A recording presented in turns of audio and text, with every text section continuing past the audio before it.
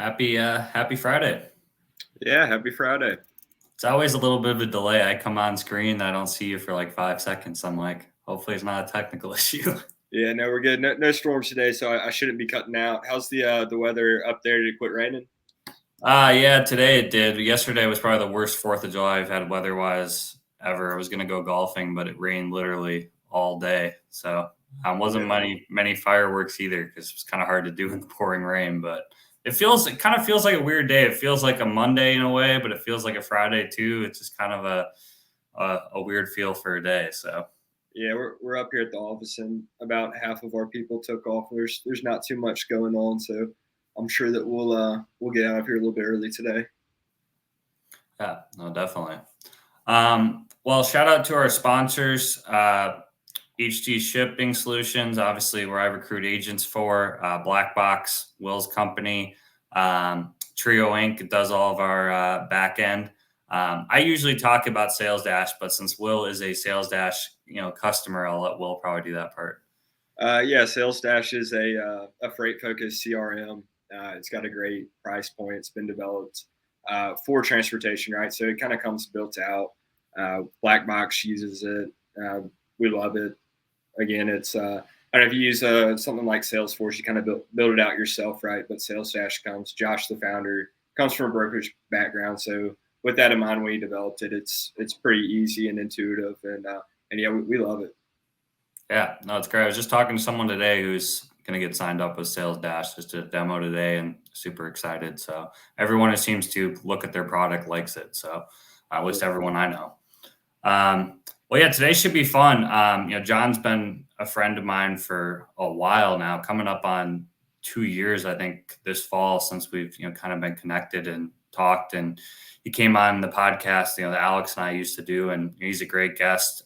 Tons of background, super nice guy, and a lot of knowledge. And yeah, I'm always excited to talk to John.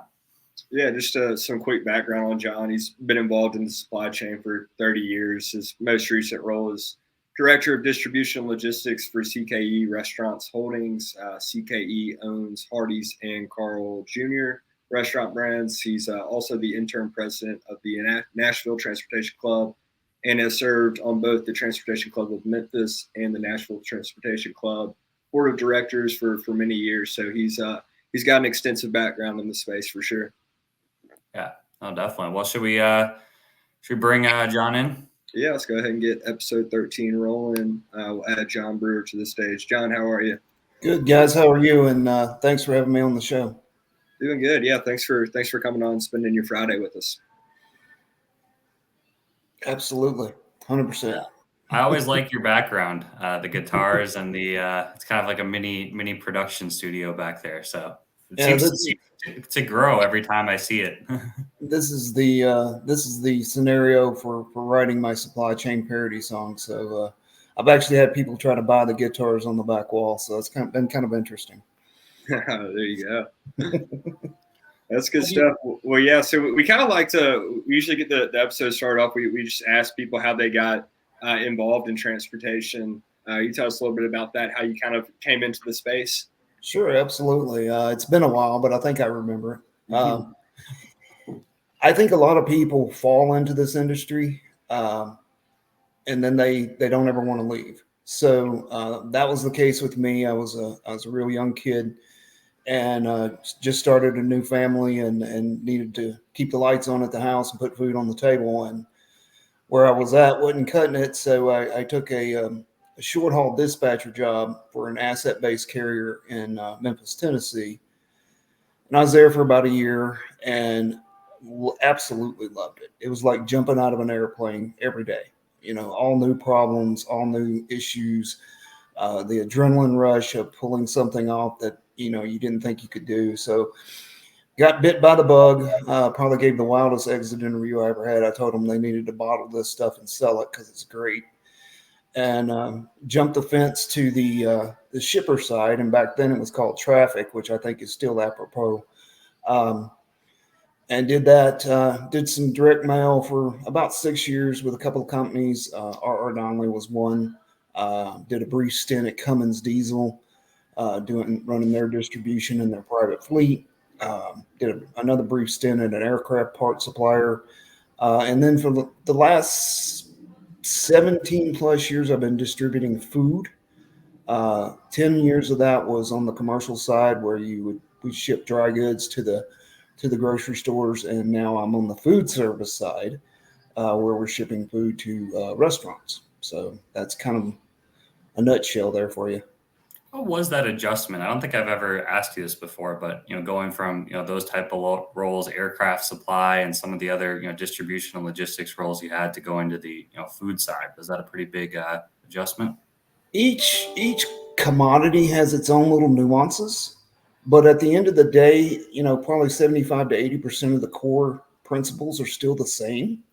It's just what's in the box is different. Now you do have some, you have like with food service, you have temp control, so you have to kind of watch that. With food, period, you have to kind of be secure in what you do because, somebody could hijack your load and put something in it and get people sick, and that's not going to work real well. But basically, the commodity always changed, but the bulk of the principle stayed the same, and then you just had to learn the nuances and work within those parameters. Oh, definitely. Well, do you want to touch too, as long as we're kind of going through your background? I know there's some, things that are pretty meaningful for you. You're pretty involved in the Nashville, Transportation Club. I know you do probably touch on this later, but you speak to a lot of, brokerages and, college students, and servant leadership's kind of a big thing for you. You want to maybe, kind of touch on your, background in that and kind of what all that means for you as well? Sure. I will start out by saying a servant's never happy unless he's serving. So, big proponent of servant leadership, big proponent of giving back to an industry that has taken good care of me and my family. And that kind of exploded right about the start of COVID. I had been in the Memphis Transportation Club on their board and served as president 2 or 3 times, and then moved up here to Nashville. Didn't really have one here when I got here, but a buddy of mine that I did business with in Memphis was trying to start one. So went to lunch with them and just kind of gave them, 10, 15 years worth of pointers of what to do and what not to do. And by the end of it, they said, well, you want to come on as our advisor? And I'm like, yeah, sure. So basically what the Nashville Transportation Club does is we educate, we empower, and we network. Our main goal, we are a 501c3 not-for-profit institution. We raise scholarship funds for supply chain students wherever we're at. We've actually partnered here in Nashville with a couple of universities that have strong supply chain programs, and pretty much every event we do outside of the happy hours is designed to raise funds for that scholarship fund. This year, our budget is 15 grand, which I feel after, we're only 4 years old, I feel that's pretty strong. And then we will actually work with the universities and distribute that. We just wrapped up our major event of the year, which is our golf tournament. It was last month. We sold out, and then we were able to raise some pretty significant funds. We have a happy hour this month. We're doing trivia in August. And then in September, we'll do a Top Golf event, and that'll be our second largest major event. And all of those funds go to scholarships. Nobody on the board receives a paycheck. Everybody's volunteer. We just give up our time and actually, are willing to help people out. On the COVID side of things, I actually had a mentee of mine suggest I get a little bit more active on LinkedIn. I just always used it for an electronic resume. And I started talking to people such as yourself, Matt, and others. And there was, a hunger and a thirst for that knowledge. I was extremely lucky.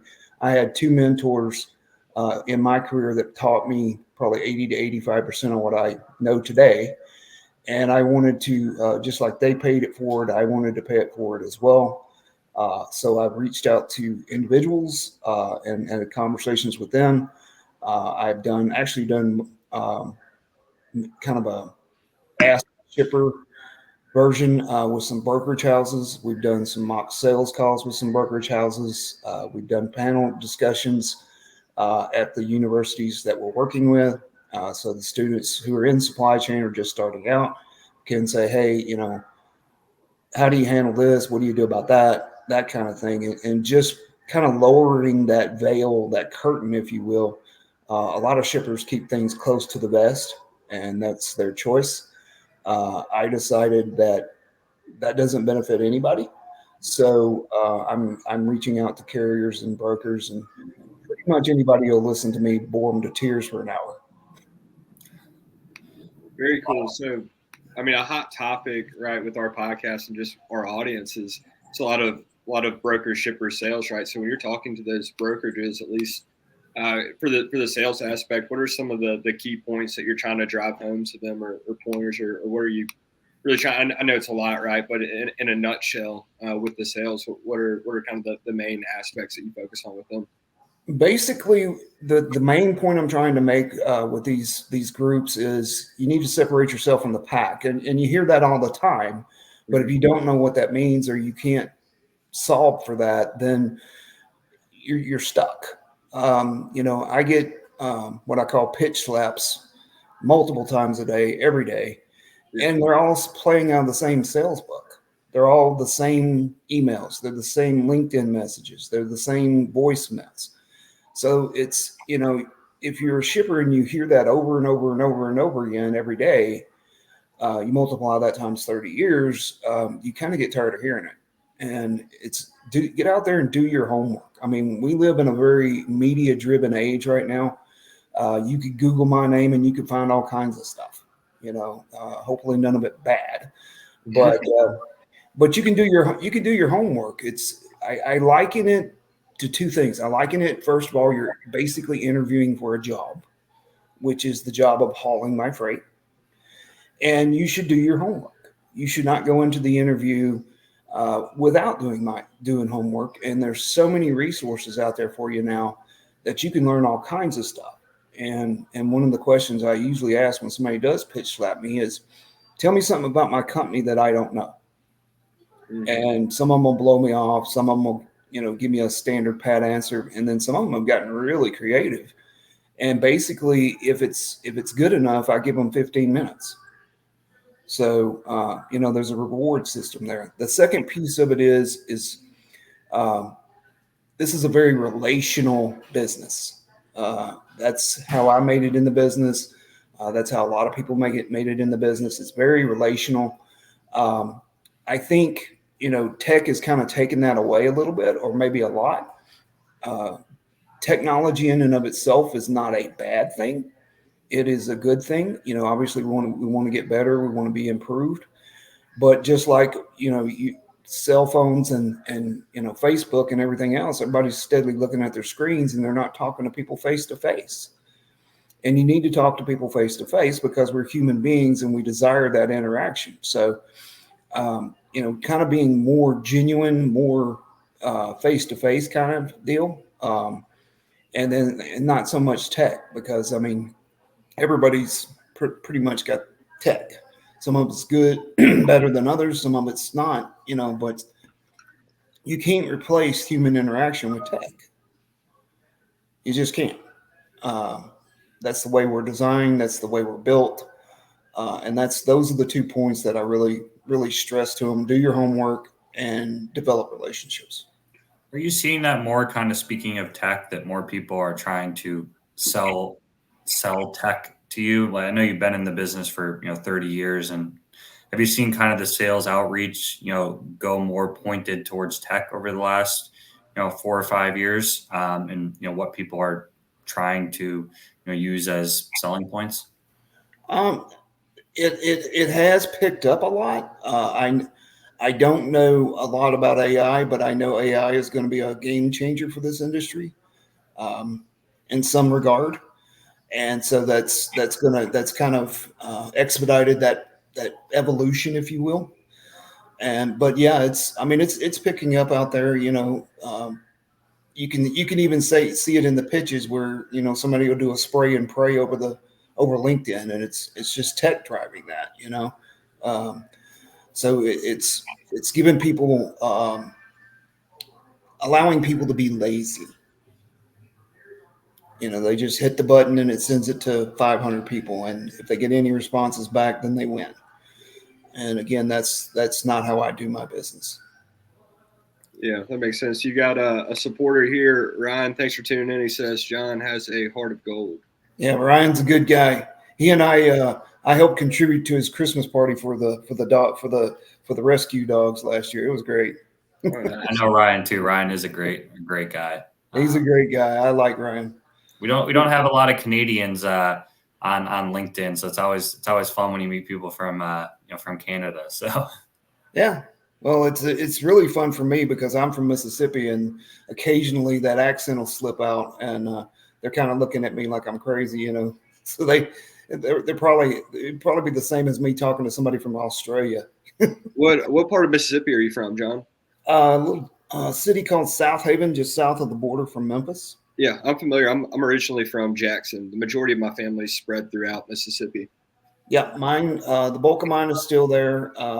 They hang out in DeSoto County. They used to hang out in Tate a little bit, but I think that's kind of passed over as time has gone on. So, yeah. So circling back to it, to one thing that you mentioned that I really liked, you said you oftentimes hear people say, "Oh, you need to separate from the pack," but if you don't understand what that means or how to do that, what good is that? So one thing that I picked up from you that I really enjoy hearing is that you're kind of taking it a step further.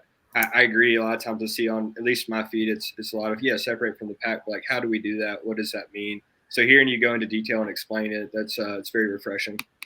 I like to give my point of view on that. I think it's important for shippers to share that, so that everybody's different. Everybody's got a different way they want to be approached, and that's the way I want to be approached. Genuine, sincere, transparent. Have integrity. All those values resonate really strongly with me. And I exude those same characteristics to the carriers and brokers that I use because it's a partnership and it can't be one-sided. Yeah. Are you seeing too, John, in terms of, we're talking about, doing your homework. I think you told this story on on a previous podcast or maybe one of our phone calls. We get a lot of, brokers kind of reaching out with the spray and pray, and they don't know, like, your offices are in Tennessee, but you're not shipping any material out of there, and they just assume that they have trucks near your corporate office. Is that a common one that you're kind of seeing? It just kind of shows very little. That has always been one of my favorites. Back when I was in Memphis, I would have people cold call me and say, "Hey man, I got trucks in Memphis every day, and we didn't ship anything out of Memphis." And I'm like, "Well, that's good. I don't know what you want me to do," but it's that's the kind of stuff that will get you a non-response from me very, very quickly. I've got the company I work for now, we don't have any brick or mortar distribution assets, and I have temp hire staffing companies. I have forklift companies, all this fleet maintenance companies, and I'm like, guys, we don't have any of that. It's all third party. Yeah. Does it matter to you as well? I mean, do you, in terms of the size of, the brokerage, or are you kind of working with, all sizes, whether it be a multi-billion-dollar brokerage or a 20-person brokerage, or how important, is that in terms, or is it not important at all? I think it's important. I think the size of the company brings different aspects to your supply chain, and there are benefits. There are obviously cons. I think the job of a logistics manager, and this is something I've done my entire career, is to patch together a network across your supply chain of a mix of all, a mix of big brokers, a mix of mom and pop brokers, a mix of big asset players, a mix of small mom and pop players. My last company, I had one guy who had 6 trucks, but he would service Publix restaurants down in Florida like nobody's business, and they were a challenging customer for us. But I never had any problems with him, so I just let him run to Florida, and that's all they did. He ran to Florida, and then got a load coming back to Chicago, and then again.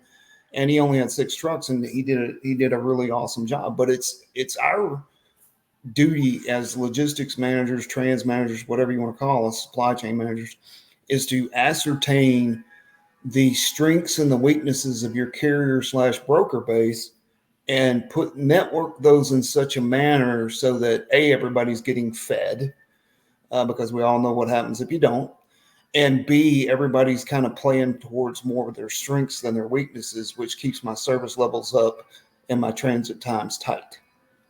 I'm glad you mentioned that about the 6 assets, because I think sometimes you hear from carriers, well, I don't have enough trucks to get direct customers. Then they're relying on brokers they may not like or get along with. I think it's kind of a cool story that someone with 6 assets was a regular, got in with a pretty large company and was running your freight. Yes, I mean, size is not necessarily a qualifier or a disqualifier with me. It's going to boil down to, it's going to be service, it's going to be rates to some degree, and something I affectionately call the ease of doing business. A lot of times, a lot of the shippers that I worked for were in my career, we weren't the biggest shipper in town. But what I did do is, if I put myself in a scenario, I said, if a carrier or a broker has one truck and it's between me and the biggest shipper in the country, I want him to give me that truck. Okay. I don't want him to give the biggest shipper. And one of the ways we did that was creating an ease of doing business so that, we weren't giving them the run around on payment or anything like that. We were partnering with them. If something happened at one of our DCs that was holding them up, we got involved immediately.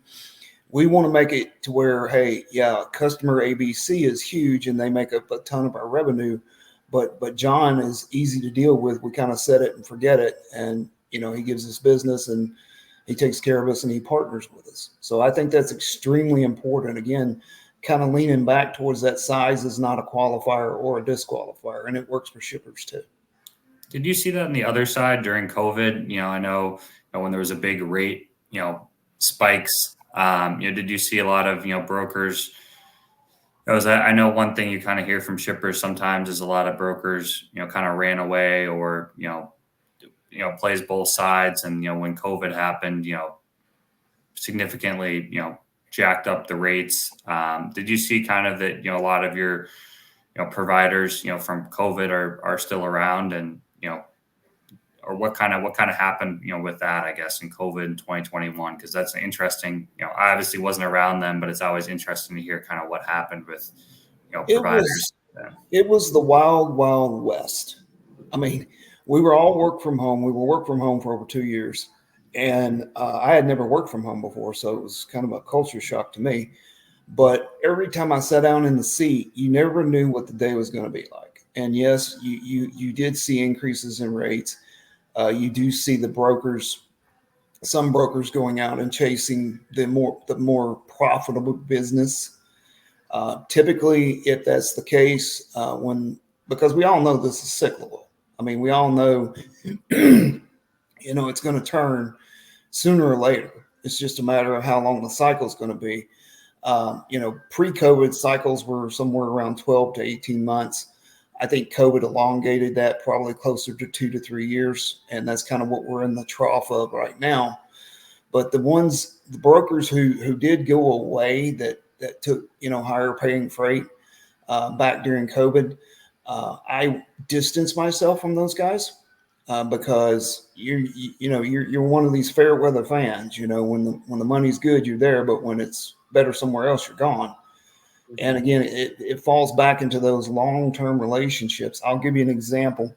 When I worked for Donnelly Logistics, we had a broker, and he was hauling multi-stop runs down to the Gulf of Mexico and Louisiana. And then he was bringing chemicals back from Monsanto. And so I'd usually have 2 Louisiana loads a day, multi-stops, and he would take them. I'd just give them to him. And when this is back in 9/11, boy, this is way back. So when 9/11 hit, the federal government ripped every plane out of the sky, and FedEx started paying back. This is back then. FedEx paid $5 a mile, all miles, and they were obviously sucking up capacity because they could run ground and get to most places in 1 to 2 days, especially out of Memphis. And I was sitting there one day and I had booked a load for the day. We were shipping it out. We're getting ready to ship it out. And the dispatcher for this broker calls me up and says, hey, we can't take those 2 loads today. And of course, it's day of ship and I'm like, holy crap, and I'm sitting there just, I'm pounding the phones, trying to get the loads recovered. And the sales manager calls me and he says, you still have those 2 loads for Louisiana? And I said, yes, I do. He said, we'll take them. And I said, okay. I said, what caused the change of heart? He said, well, I reminded our dispatchers that sooner or later FedEx's planes are going to get back up in the air and they're not going to need them anymore, but your freight will still be around. So that drives home a very hard point. So I if you're not in it for the relationship, if you're strictly transactional, I'm not going to be your guy. It's a pretty good story. I'm sure you have a lot of stories over the years like that. I bored many of people with those stories. Do you have any, I guess kind of touching a little bit back on the sales aspect, I forgot to ask this. I mean, are there any, particularly good outreaches you've had, in the last, month or two, that kind of come to mind of, good emails or good, LinkedIn messages or whatever your preferred outreaches? It's kind of a mixed bag. Typically, if I get somebody saying, "Hey, I'm kind of new to the industry, or I've got 1 to 2 years of sales experience behind me, can I bounce some things off of you?" If you're willing to learn, I'm typically going to try to make time for you, and then you start laying the foundation for that relationship, and then if business comes, business comes. But it's just it could be a stupid dad joke if it gets a chuckle out of me. I had one guy. I think I was on a podcast a few years ago, and he basically sent me a LinkedIn message, and he said, "Hey," he said, how did a handsome fellow like you fall into supply chain?" And evidently, I was in a rare moment, so I sent him a note back, said, "Lost a bet." He said he spit his coffee all over his keyboard when he saw that. So just tongue in cheek kind of stuff. Keeping it real, we're all human beings. I mean, do you walk up to somebody on the street and start trying to sell them your capacity? I mean, no. You're going to say, "Hey, my name's so-and-so, and what do you think about this weather?" And you're going to start opening up. So that genuineness tends to draw me a little better. You still work with that the dad joke guy? Are you still in touch with him a couple years later? I haven't heard from him in a while. He kind of popped up and then disappeared, but there's some out there, especially on LinkedIn, that I stay in touch with all the time. I mean, they reach out to me and I reach out to them. Some of them have business questions. I think Ryan and I had a business discussion about one of his customers and was trying to help him with that. And then Jason Rabine, he and I were working on something, and I just we were kind of brainstorming on how to get this customer to respond to him. And it worked, which surprised the hell out of me. But it's, I still keep in touch with a lot of people. And some people, to this day, I may not even do any business with, but we still stay in touch because you never know in your career. This is such a twisted career path. You never know when you're going to need those services. And I've literally called companies, a couple of years after I met them, because I'm at a new shipper and I need their services. And I say, "Hey, why don't you come over here and let me show you what I got and see if we can't make it work." Again, it's going back to that process of putting the right player in the right position on the team to win the game. Yeah, I was going to ask, so when you transition from one company to another, do you bring your previous providers, you reach out to them and get them set up with your new company to leverage their services, or you kind of new plate, starting clean? No, it's I absolutely do that, and I'll tell you why. Number one, the honeymoon period is over. Okay, so they know what I expect. They are obviously capable of delivering what I expect. They know how the business, they know the how the mechanics of the business are going to work. They may not know how the freight's going to work, but that's an easy solve. The deal of it is when, once you get a few years on you in this industry, the companies that are looking at you are looking at your expertise. They're looking at your experience. They're looking at your skill set. They want to know what you did. So basically, they're trying to hire the best expert they can for the money they're offering. And you walk into a new place, you got to prove yourself, right? So the last thing in the world I want to hook up with is some fly-by-night carrier or fly-by-night broker that's going to drop the ball on one of my loads, and then these guys start going, you're not supposed to do that. Yeah. So it's my reputation. That's how I make my money. Just like a media influencer. It's my reputation. I come in and I do this, and I come in and I do that. So I'm going to hand pick my team. Okay. That doesn't mean that I'm not going to continue to grow a new carrier or a new broker, because your supply chain is always evolving. We bring on the customers, you lose customers. You get the reason I love this industry so much is no 2 days are alike. So you don't know the unknown, right?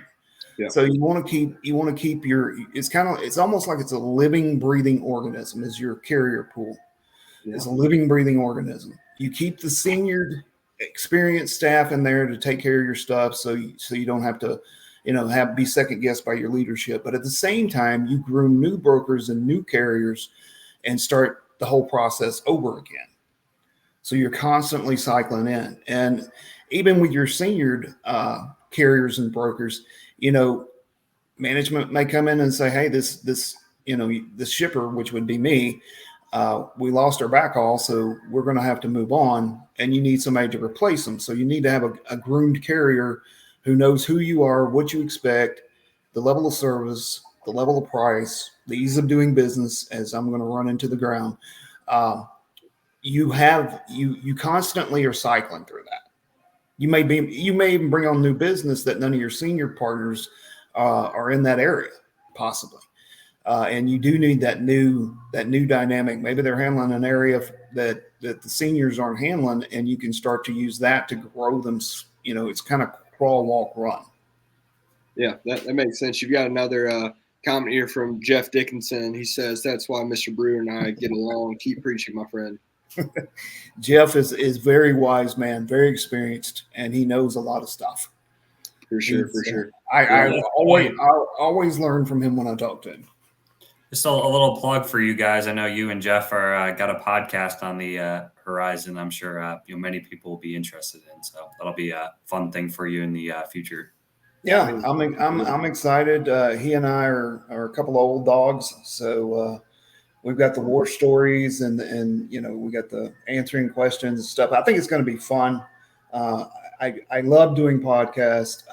It's just amazing how many people out there that really want to peel back the layers of the onion, if you will, and learn this industry and try to be better. And I think it's going to benefit the industry as a whole, just like my mentors did for me. I took what they gave me, the foundation, and I built upon it. And then I'm going to mentor somebody else. They're going to take that as their foundation, and they're going to build on it. And that's how you keep getting better in this business. 100%. It's been kind of cool to see. I mean, I think we've had now 5 shippers on. Obviously, we had some on when Alex and I did a podcast too. And most shippers say yes when we ask. I mean, there's some that obviously can't or say no, but the vast majority, say yes. Some of them even ask to come on, which I think is kind of cool because, it's obviously you're giving up your time, but also, some of the shippers that came on have had drastic increases in, DMs and messages and outreach. So they're kind of opening themselves up to that as well. So I think it's really, really cool. Yeah, it does increase, but to me, it's a labor of love. So I don't think saying it's worth it is apropos, but it's, the fact that I truly want to share my knowledge with people. If that's a few extra DMs in my box, then so be it. So I know we talked a lot about kind of the sales outreach and what are kind of your expectations Because getting in with a customer, I think you would probably agree with me. If you reach out to enough people, you're going to get customers, but keeping them is a totally different story. What are kind of some common mistakes you might see, new brokers once they get in with the customer, make, whether that be on expectations, communication? What are just kind of some of your thoughts there as someone who's, obviously, I'm sure you've seen a lot of brokers that you let in and then, they do things and then they're gone, very quickly. So That's an excellent question. Comms is key. You cannot over communicate. I've got my customers looking to me to communicate to them, and I expect my carrier partners and my broker partners to do the same for me. Do not overcommit and underdeliver. Don't take a lane. I will literally tell people, if this is not your strong suit, don't take this lane. And that doesn't mean that it's going to hurt them for business down the road, because there may come a lane that they're more proficient in, right? Again, going back to that, putting the right player in the right position. So I don't close the door just because they don't take the lane. If you make a mistake, you need to immediately let me know. And I would prefer you have some sort of a solution, or at least be thinking about a solution. It may be something that you and I need to do together to get it resolved. But if you can resolve it on your own, then, call me up, tell me what's going on, and then tell me how you're going to resolve it, or we work together and resolve it. I do not like getting caught flat-footed. It's one of my top pet peeves. And if my customer knows something before I do, that's a problem. So it's kind of like when you were with your parents. If you went to your parents and you confessed to whatever you did and you told them the truth, they went a little lighter on you than if you tried to cover it up and hide it and hope like nobody found it.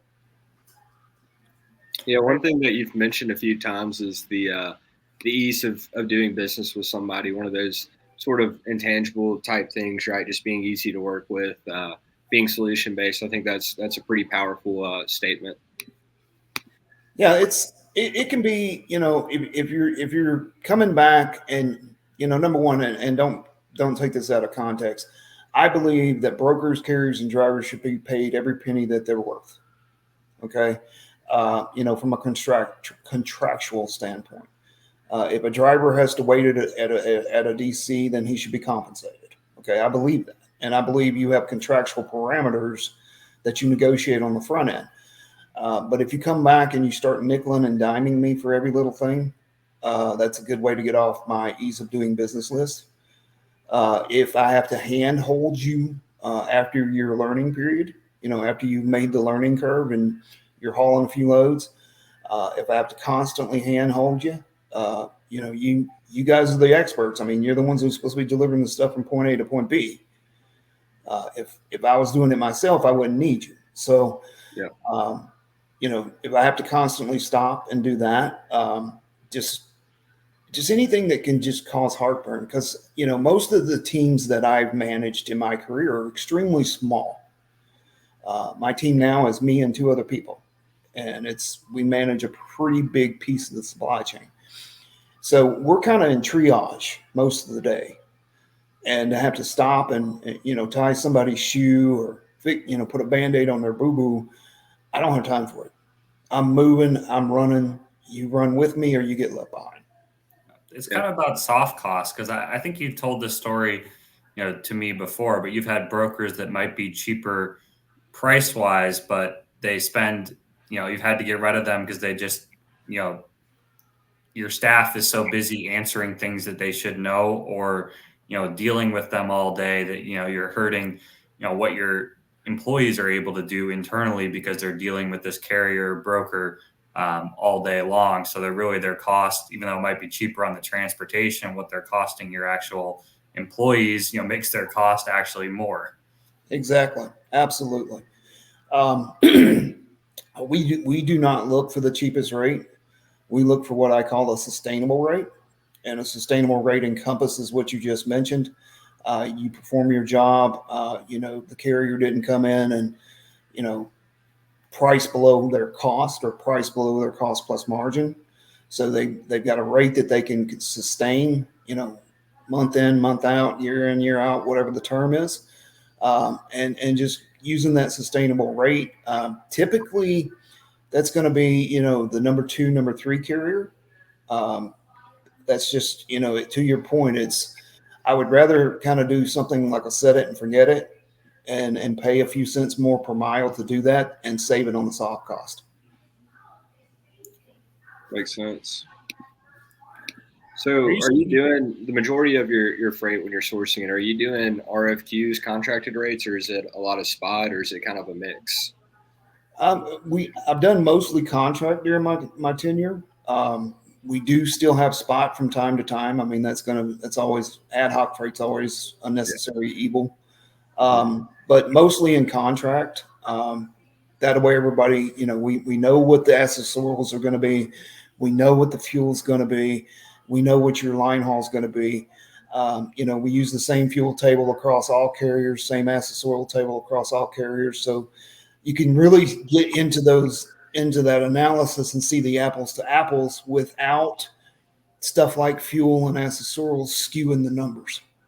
Yeah. So as far as if you did a bunch of contract stuff, so what was your experience like? It's like peak COVID when rates went through the roof and you had these contracted rates. Did you experience a lot of brokers and carriers kind of going back on that, saying, "Hey, we can't service it at this rate"? Were they revisited, or were people still holding to that contracted rate throughout all the volatility?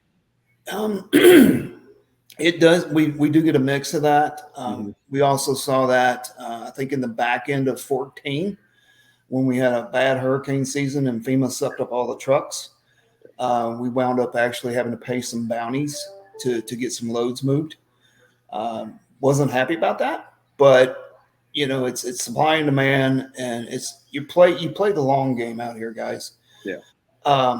Just because the second half of 2014 was bad or COVID was bad, my entire 30 years have not been bad.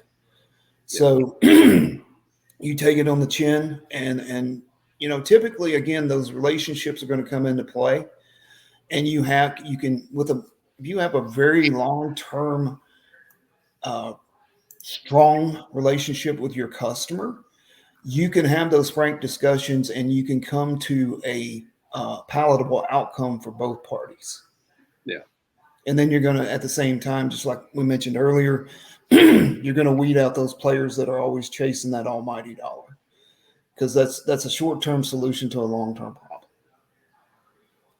Yeah. It almost sounds like, I don't know, when the kind of chaos and issues come, if you're able to communicate and come to a palatable decision, that it might even strengthen that relationship. So what may be seen as an issue or a problem can actually be turned into a positive through working together and whatnot. So, I mean, when we're experiencing that, the carriers that were a little bit more loyal and worked with you to retain that capacity for you, did you kind of look out for them later on, or you remember that as you're going through, say, next year's bids, you keep in mind, hey, I could count on them as opposed to this guy that left and chased the dollar. So his bid is kind of on the back end, and this guy's bid's means a little bit more to me.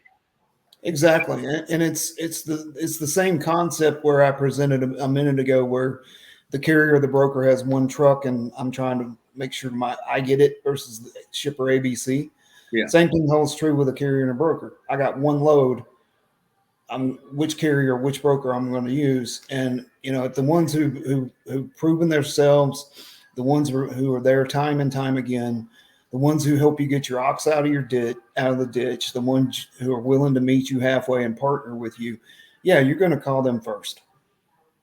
Yeah, that makes sense, and I think it's a thing that maybe a lot of brokerages or individual brokers may struggle with at times, is kind of that, I don't know, kind of like that, chasing that short term as opposed to having a long term time preference on it, right? And sourcing that sustainable revenue as opposed to, hey, like I want to have a really good month or quarter and kind of, going all out there, putting all your eggs in one basket, and then you look up in 6 months, 9 months, and it's gone, and you're back at square one. So a common theme that I feel as if I've gathered from you is kind of having that long time preference and building those relationships for sustainable business over a period of time.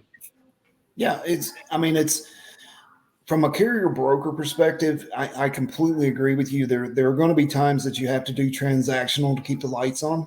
Mm-hmm. But if you're not building a solid foundation of long-term relationships that's going to take you into years and years and years, you're constantly going to be chasing your tail.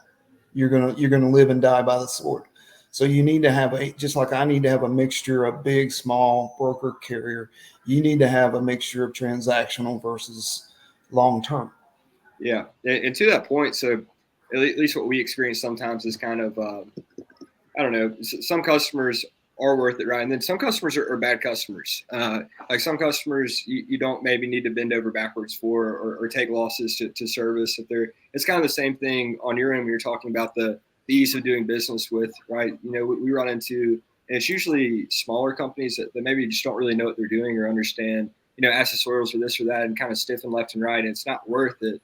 But if you find an individual like you, John, who knows the business and has that kind of same mindset, it's worth, you know, doing those things for. But that's another maybe, I don't know, reason why some of the brokers are kind of iffy. Maybe they've had a bad experience with a few shippers and are almost, I don't know, it's affected the way they see things. No side of this industry is immune to that. Yeah. You have bad shippers, you have bad brokers, and you have bad carriers. You got a question? If you're worth your salt, you're going to try to find out those like partners who are worth their salt and partner with them. Exactly. That's a good way to put it. You got a question from Fran here. Fran, thanks for tuning in. He says, do shippers keep actual written inventory on how carriers act during these events, or is it just stored upstairs in the head? I don't have enough time to write everything down. And as I age, my memory is going. I will tell you how we measure our carriers. It's kind of a twofold approach. We use KPIs. We have contractual standards that have to be met. On-time delivery, like claims as a percentage of sales, that sort of thing. And then the other piece of it would be doing, I think they call them QBRs now. We used to call them carrier scorecards. They call them quarterly business reviews. But sit down and have those, you know, those non-distracting, 100% focused performance discussions with your carrier or your broker. And again, having that frank kind of conversation where, you know, here's where we're at, here's the challenges we're facing, and then here's where we want to go.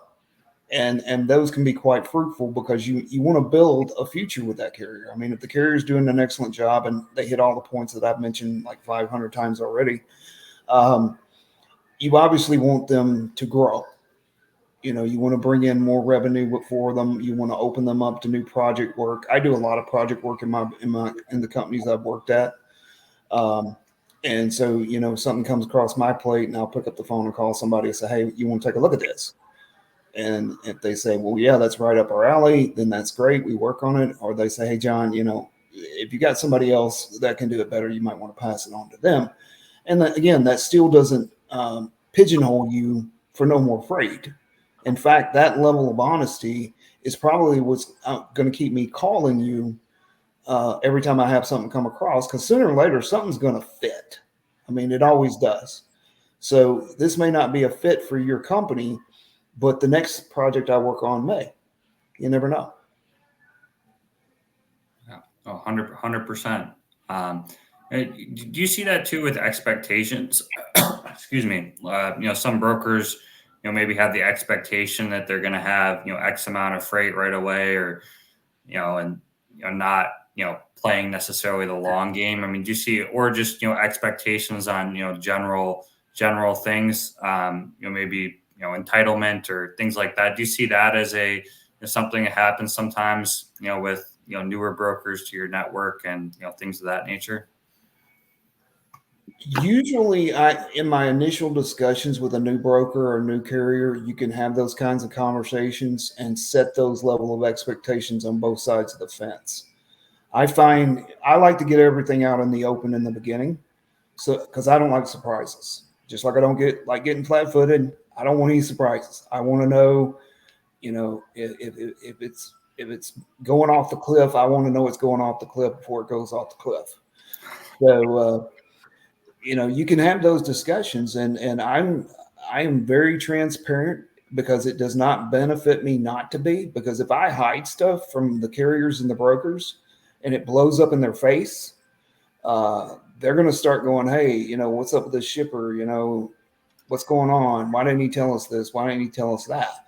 So I'm going to tell you the good, the bad, and the ugly, because I want you to understand what you're getting into, because the more you understand the situation and how things are going to move and act and work, the better prepared you're going to be, the more prepared you're going to be, the better you're going to service my account. So I treat people the way I want to be treated. I don't like surprises, so I don't want my carriers and my brokers to have surprises. Not from me anyway. That's a good way to put it. Well, we've enjoyed having you on, John. I don't know if there's any last words or things you'd want to touch on, or anyone has any last questions, but it's always fun having you on, and we've really enjoyed it. I've had a blast, guys. Very insightful questions. I believe you've honestly touched on all the points that I have as far as how I conduct my business, and also gotten to view into my character a little bit.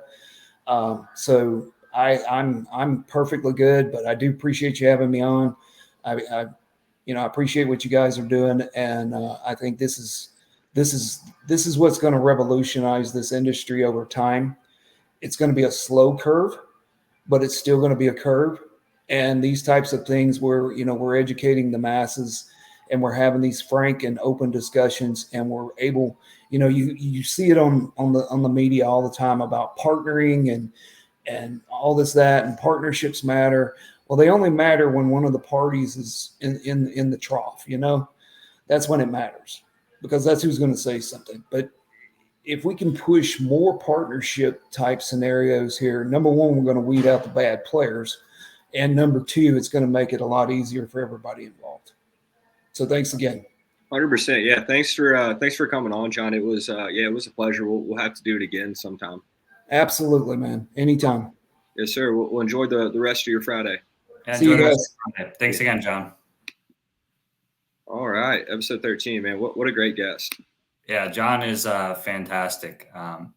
We didn't get into it, but when I was a newer broker, this is a year and a half ago, as I've almost known John for 2 months. I had a challenging reefer customer, and I called John, and I didn't call him. I was talking to him about it. He said, "Hey, give me a call," and he helped me through kind of a messy situation, in terms of how to deal with some stuff. So he's always, I know a number of people that he's helped. He's just a great individual. Hey, before we forget, we totally forgot to talk about our sponsor. I see you put it down there, Taft, before the show. So Taft is a big factoring company in the play, top 10 company. They're kind of unique in the sense when we always talk about communication, being important. They're open till, I believe, midnight, during the week, with a live person answering the phone. Which you don't see always from factoring companies. Just a great group of individuals as well. I'm not sure you want to touch on that, Will, too. Yeah, no, they're a great group. They get the industry, and to Matt's point, that they have an actual human answering the phone until midnight. Some companies may claim 24/7 service, or we're open until midnight, but really it's just an automated response. You can't get anywhere with it. So at least for me with customer service, it's always frustrating when I call in and have an issue, and it's it's a robot. And I'm trying to get somewhere and I can't. Again, Taft gets the industry and they're available. So we're super excited to partner with them, and we think they're a great group and company.